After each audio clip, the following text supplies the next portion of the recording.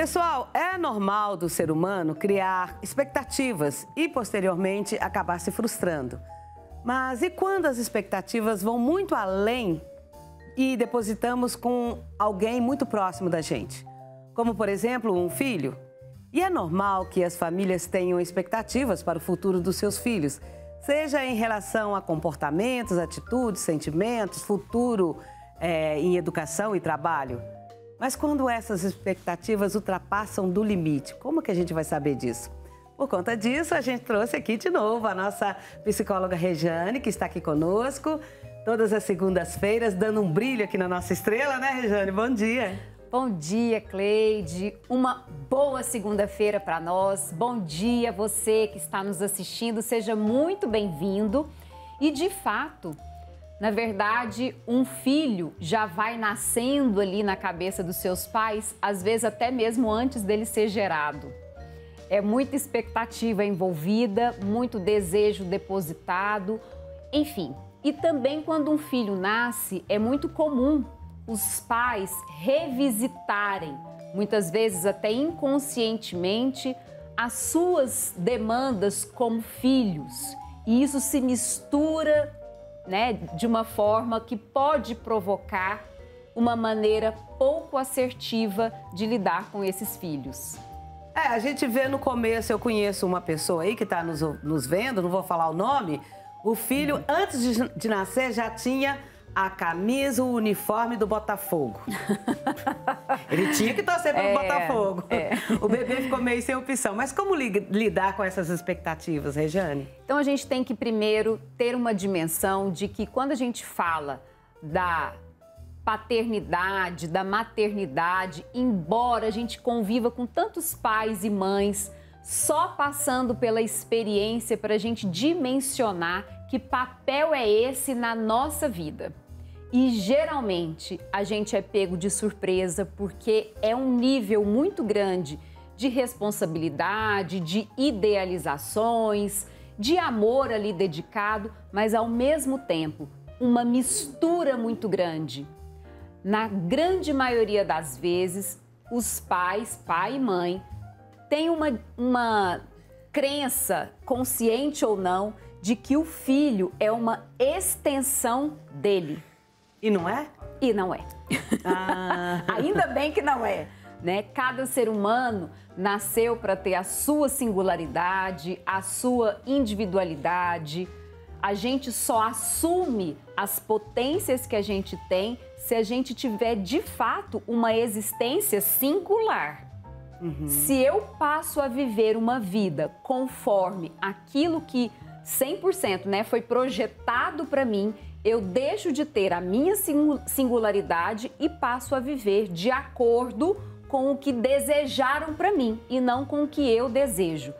Então, dar conta de dimensionar isso não é fácil por parte dos pais, porque eles acham, né, que o filho automaticamente, nesse ótimo exemplo que você deu, se eu torço para o Botafogo, automaticamente o meu filho também vai torcer para o Botafogo. É claro que esse pai vai apresentar o Botafogo de uma maneira assim, é o melhor time do mundo e tudo. Mas e aí? Pode ser, inclusive tem até pesquisa mostrando isso, essa questão de jogo de futebol, até mais ou menos ali dos 10 aos 14 anos, dos 9 aos 14 anos, é a época que a meninada realmente escolhe qual é o time que ela quer torcer.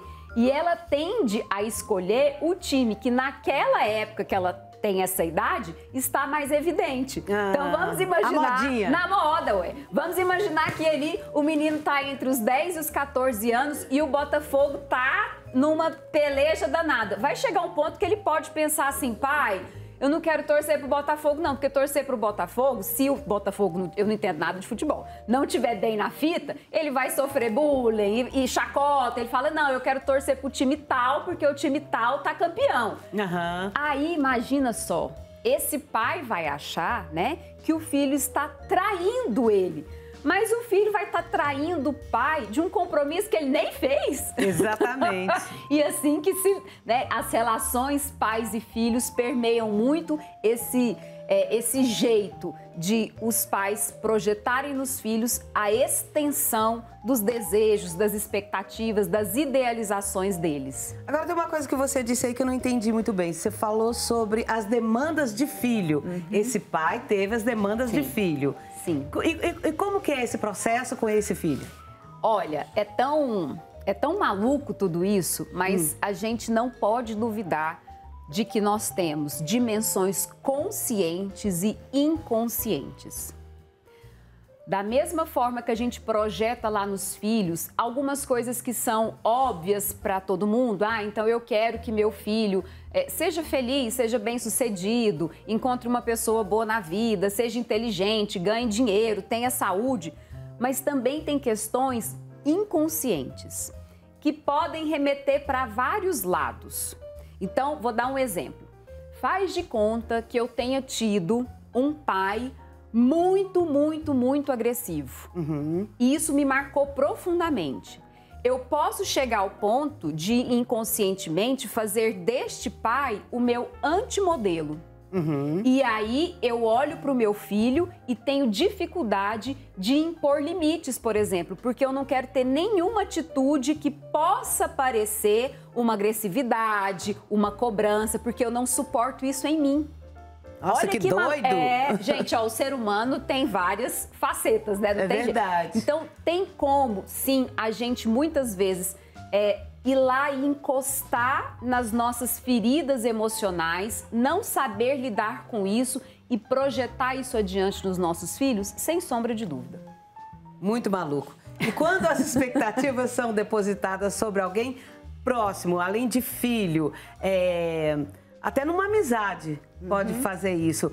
Qual que é o prejuízo disso pra gente, que tá botando essa expectativa? Enorme.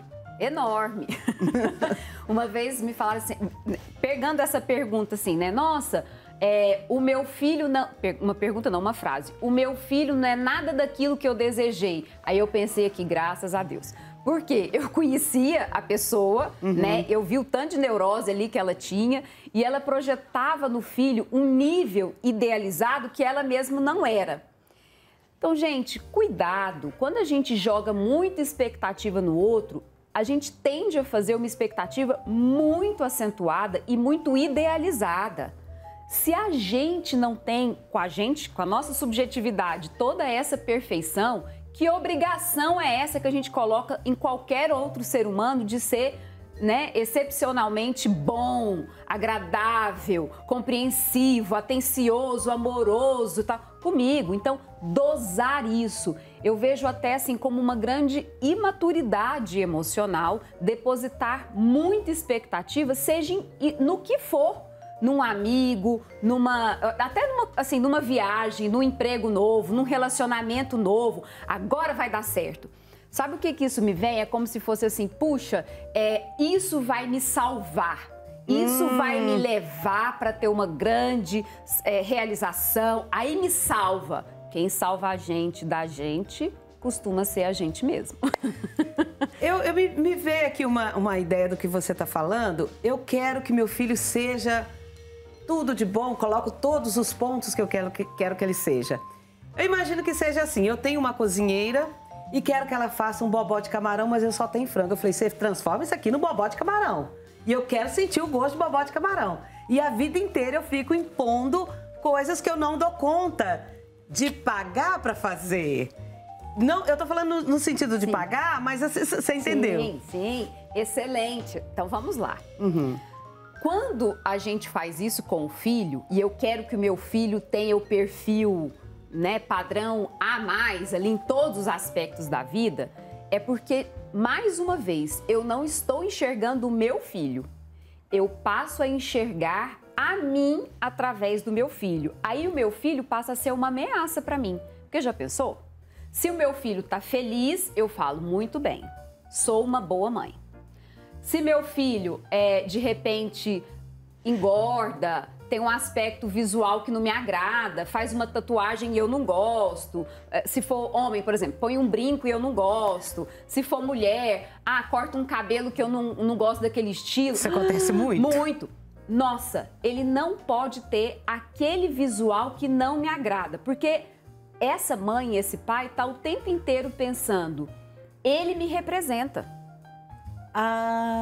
Ele está, se ele tiver sucesso, se ele for belo dentro do meu parâmetro, né? Se ele tiver bem sucedido, ai, que bacana, eu fiz meu papel de pai e mãe muito bem.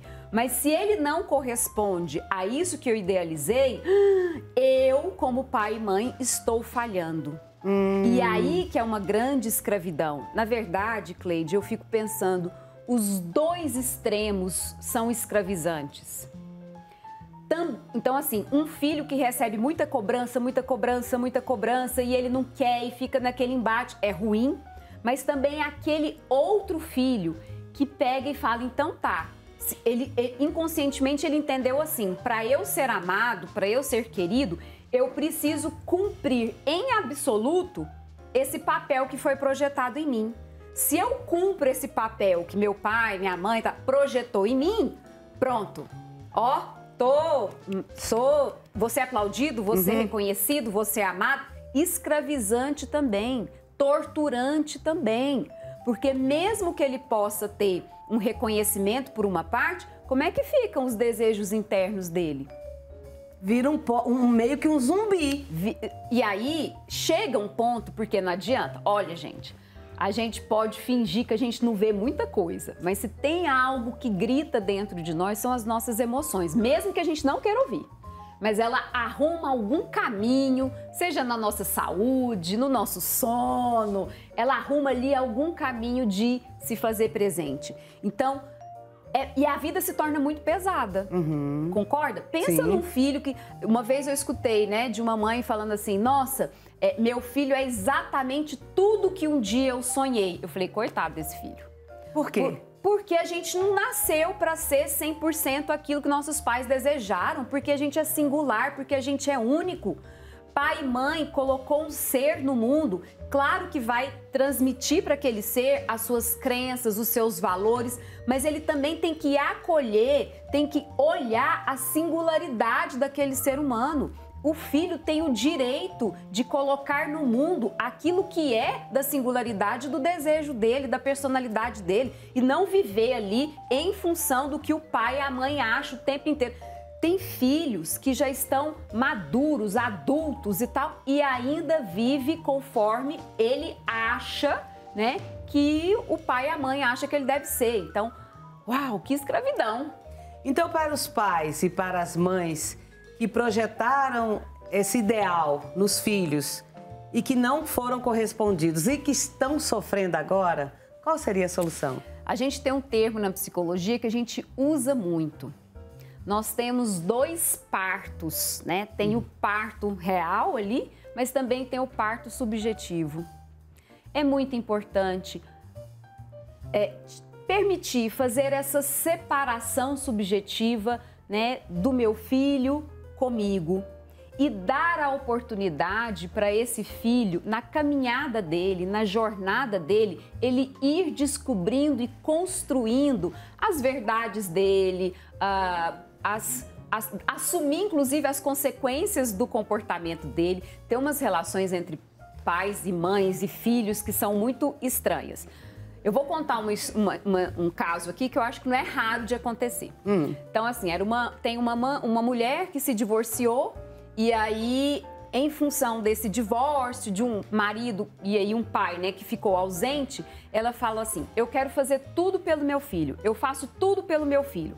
E, ao mesmo tempo, ela tem um discurso de que meu filho tem que estudar, meu filho tem que trabalhar, meu filho... Ela cobra do filho por um lado, perdão, mas ao mesmo tempo ela dá tudo para esse filho. Como que é isso? Sabe? Você oferece, você não dá chance para esse menino sentir a necessidade de ele arregaçar as mangas e fazer. Ela fica na narrativa, faz isso, menino, faz aquilo, ó, tal curso, talvez isso você gosta, ó, seu primo tá trabalhando, por que você não vai trabalhar? A fala dela é de cobrança, mas as ações tá tudo aqui, sua vida tá garantida, mamãe trabalha pra mim e pra você. Que loucura, que ambiguidade. Tem uma frase, que eu tenho um livro muito interessante, assim, se o filho quer correr uma maratona, que os pais deem o tênis e não a medalha. Ah, muito legal! Nossa! Não é? Entenderam isso aí? Isso aí foi muito importante. Olha, muito obrigada pela sua participação de hoje. Muito legal. Semana que vem eu espero você. Muito obrigada. Feliz semana para nós.